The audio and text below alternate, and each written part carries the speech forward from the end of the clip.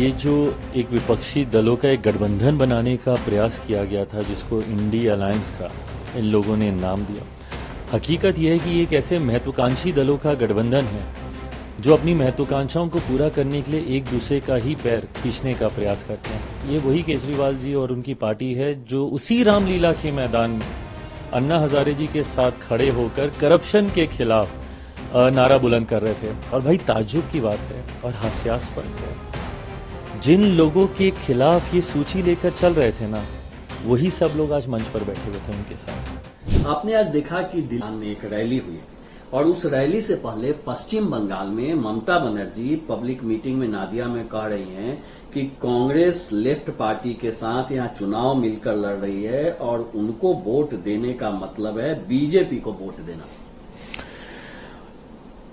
ये जो एक विपक्षी दलों का एक गठबंधन बनाने का प्रयास किया गया था, जिसको इंडी अलायंस का इन लोगों ने नाम दिया, हकीकत यह है कि ये एक ऐसे महत्वाकांक्षी दलों का गठबंधन है जो अपनी महत्वाकांक्षाओं को पूरा करने के लिए एक दूसरे का ही पैर खींचने का प्रयास करते हैं।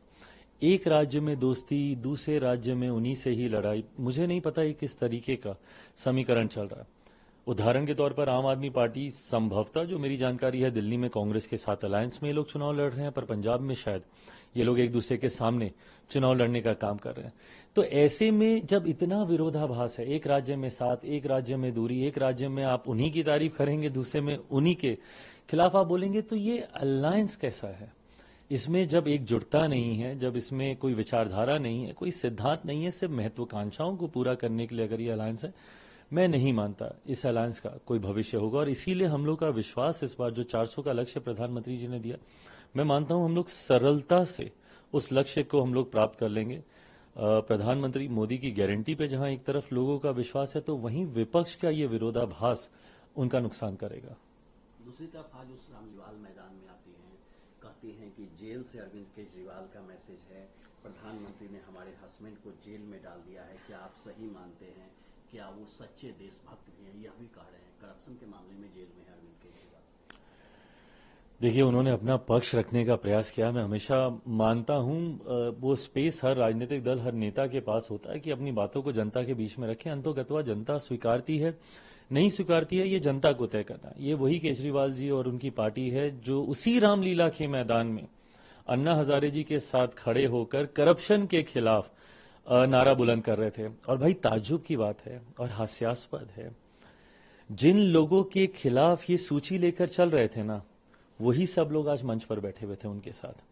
ये वही लोग हैं जिनके खिलाफ वो एक पन्ना लेकर वो अनशन कर रहे होते थे और उसमें तमाम नेताओं के नाम होते थे। उनमें से 80% लोग आज उसी मंच पर इनका साथ देने के लिए खड़े हैं। ये राजनीतिक विडंबनाओं में से एक है, बट बहरहाल जैसा मैंने कहा कि आप अपना पक्ष रखिए, जनता निर्णय लेगी। दूसरी तरफ आरजेडी मानते हैं कि बाकी बीजेपी का सील है इन एजेंसी। भाई ये हर विपक्ष इन बातों को मुद्दा बनाता है। सबसे पहली बार ये इन्हीं के जमाने में आया था। सीबीआई सरकार का तोता है, ये कांग्रेस के जमाने में ये कहा गया था। बहरहाल ये आरोप लगाए जाते हैं। मैं मानता हूं अगर आप इन संवैधानिक संस्थाओं पर ही विश्वास नहीं करेंगे, आप देश की कानून व्यवस्था पर ही अगर आप विश्वास नहीं करेंगे, लॉ एंड ऑर्डर पर, अगर जुडिशरी पर अगर आपका विश्वास नहीं होगा, तो आप देश को अराजकता की ओर लेकर जाएंगे। ऐसे में इन संस्थाओं का निर्माण, गठन ही इसलिए किया गया है कि वो देश को न्याय दिला सकें। अगर कोई गलत नहीं होगा तो उसको डरने की जरूरत नहीं है। कार्रवाई आप पे तभी होगी जब आपने कुछ गलत किया होगा।